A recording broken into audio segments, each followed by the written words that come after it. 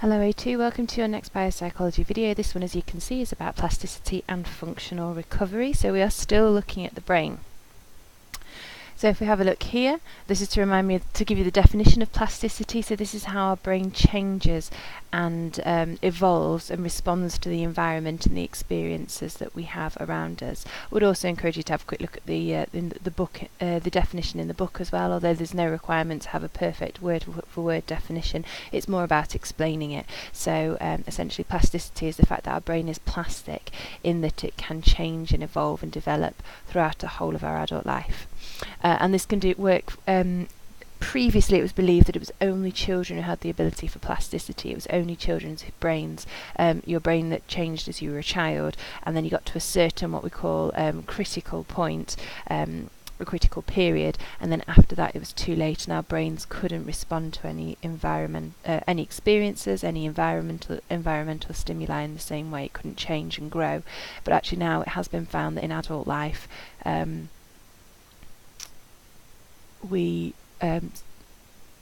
brains still continue to respond to the environment.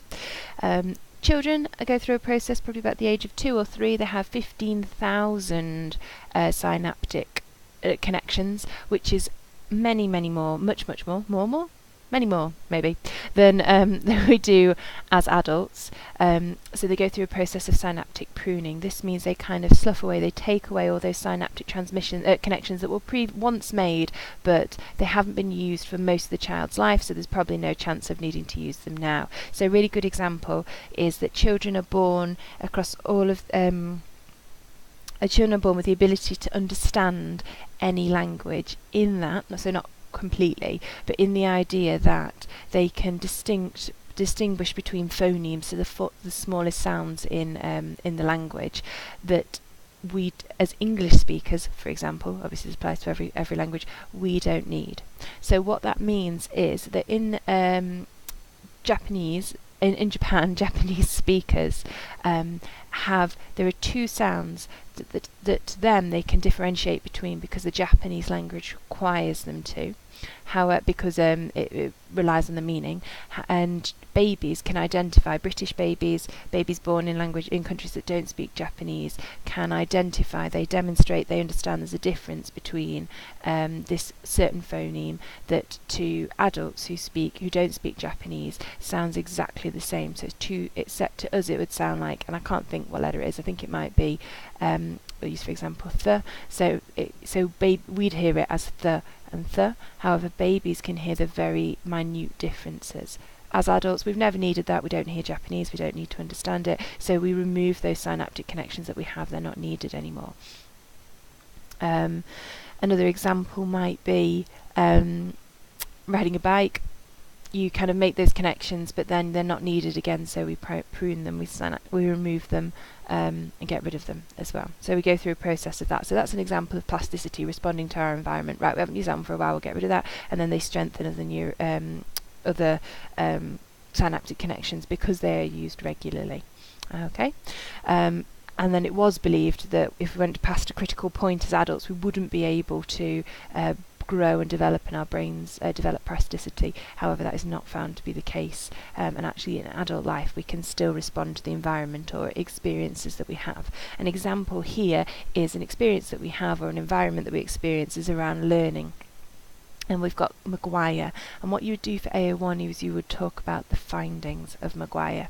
So Maguire tested taxi drivers compared to a control group of non-taxi drivers, and he found that the posterior of the hippocampus, the rear of the hippocampus, was much more developed, and this was in compared to a matched control group. So they were matched in lots of different ways. I know they were matched in handedness, and gender, I think, was another one that they were matched in as well. And it was found that taxi drivers had a much bigger hippocampus in the posterior, in the rear of the hippocampus. And this, they thought, was because of the knowledge. So taxi drivers, particularly in London, have to take something called the knowledge, which means this was before, I mean they still take it now, but it was designed before sat-navs were really well known. So it was the idea they were essentially, it was a bit like an extra driving test for London taxi drivers, so they knew where they were driving around London.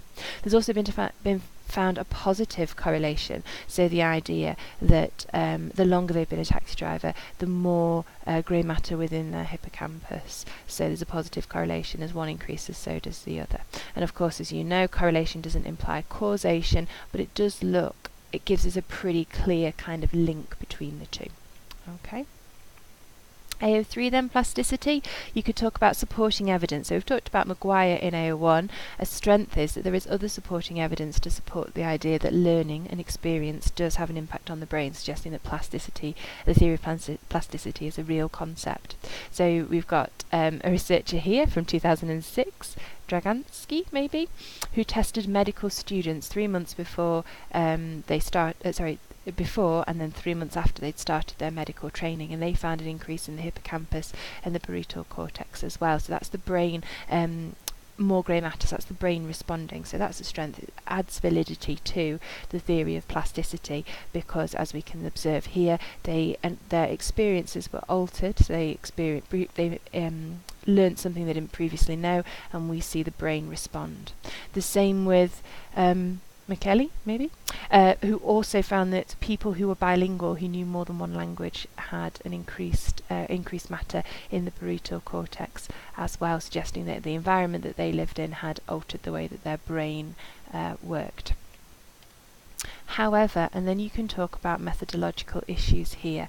What you must do, like it says at the end, is you must link them back. However, there's methodological issues. All of that research relies on quasi-experiments. So whether they're bilingual or not, whether they're medical students or not, whether they're taxi drivers or not. So there might be another confounding variable that we are not aware of. However, Maguire did match his control group. So that should remove some of the participant variables, the confounding variables that we have.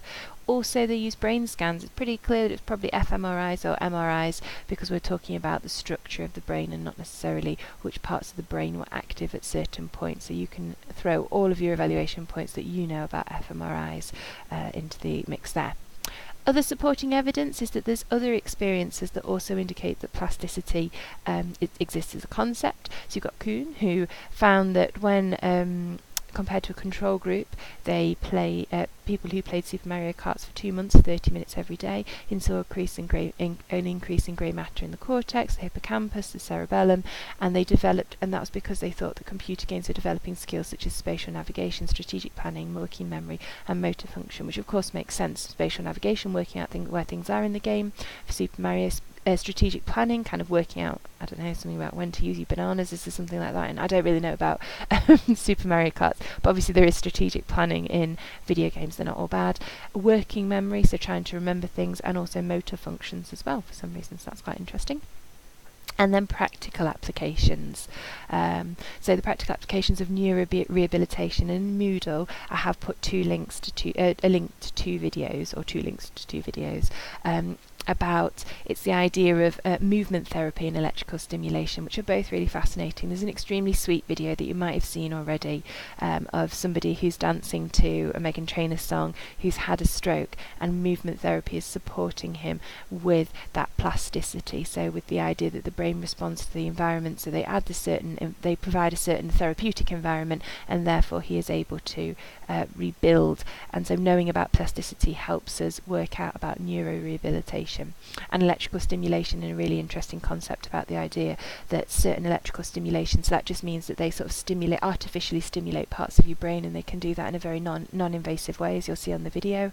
They can stimulate certain parts of the brain, and it can alter our behaviour, and in that case it's anorexia nervosa. So you have to be careful. I suppose with plasticity that's okay. When we talk about functional recovery, we have to be careful, but I'll come to that in a moment. Basically, where it says spontaneous recovery, the idea is that after we have a brain injury, there is some spontaneous natural biological recovery. So the brain recovers in a certain way. However, it then halts, and we have to put in place, because we know about plasticity, we can put in place movement therapy and also electrical stimulation. And of course, as you know, if you can apply something to not the microphone there. If you can apply something to the real world, if it's got real world applications, then obviously that and they work effectively, and they do, because we see improvements in stroke survivors. I don't know if that's quite the right word. People with anorexia nervosa. Then it must have validity. It must be an accurate theory. It must be valid.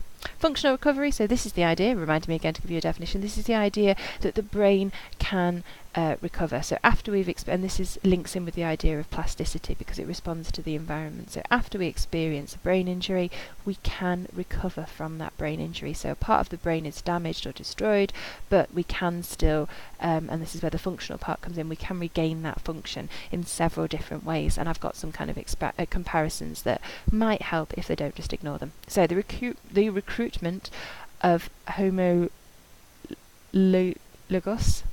sorry, apologies, it's all about the spelling, areas of the brain. So what that means, if you think about homo, it means the same.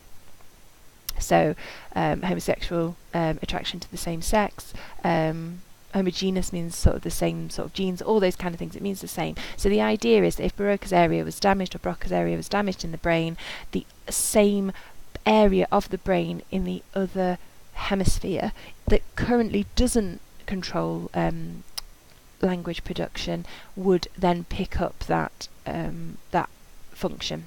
So there's one part of the brain becomes damaged, the other part of the brain in the other hemisphere picks up that function. So Broca's area can, the area that's exactly in the same position in the hemisphere, but can then take in the right hemisphere, then can take on the role of Broca's area. So the idea here is, if you're thinking about it, you're driving along a road and there's some kind of damage. So that's essentially what happens with brain damage. The road is damaged, it's blocked, it's stopped in some way. This would be the example of using a diversion. So you want to get somewhere, you want the same sort of function, so you point them in another direction, another road that can be used that takes us to exactly the same function. The next one is neuronal unmasking.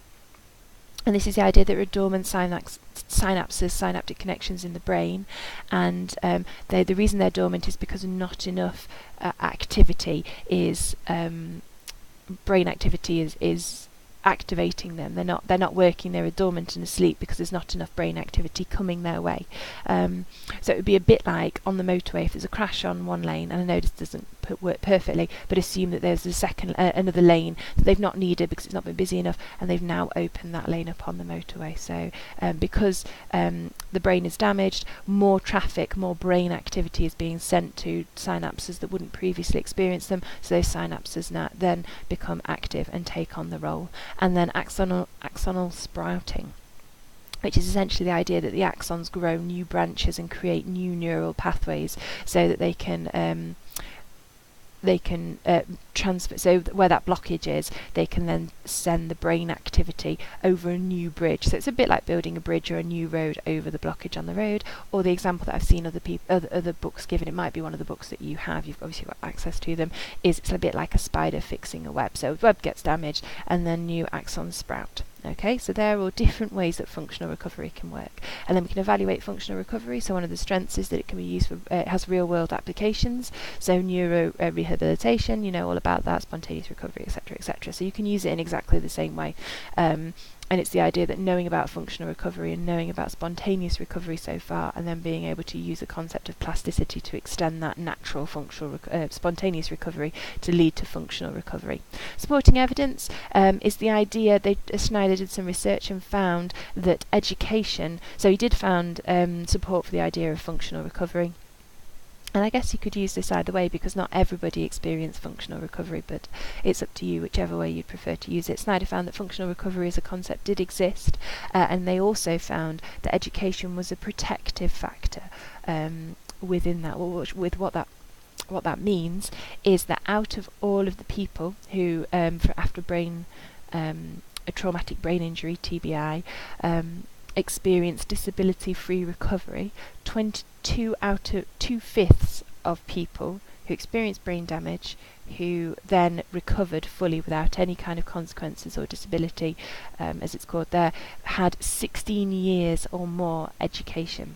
Whereas of that sample of people who had traumatic brain injuries who'd recovered, only 10% of them had less than 12 years. So only 10% of the group recovered, and they had less than 12 years education. Okay, so 2/5 had disability-free recovery, and they'd had 16 years, and only 10% of the group that recovered, and they had less than only 10% of the sample, and they had less than 12 years education. So it's kind of extending it further. It's supporting evidence, and it's adding a little bit more to it, and it is useful to be aware of that. The reason I've added that one in, and I had a bit of an and ah over whether I should or not, was because marking the exam in the summer, they asked about functional recovery, and a lot of the examiners expected to see some reference to education. And then supporting evidence, and we talked about Gabby Gifford before, and there's a video linked to her as well, or you could just YouTube her. She's really interesting. She got shot and has demonstrated a functional recovery. She wasn't able to speak. She could only say the word chicken over and over again. I don't know if you can remember this, but now she is able to. So of course that suggests there is the theory is valid, because we can point out case studies where functional recovery has happened. However, and then you can go on to evaluate case studies, but you must link it back. So however, case studies don't have population validity, so we must be very careful when using this research to suggest that the theory is valid, because it might be poorly conducted research. Okay, and that is that. Well done for surviving functional recovery and plasticity.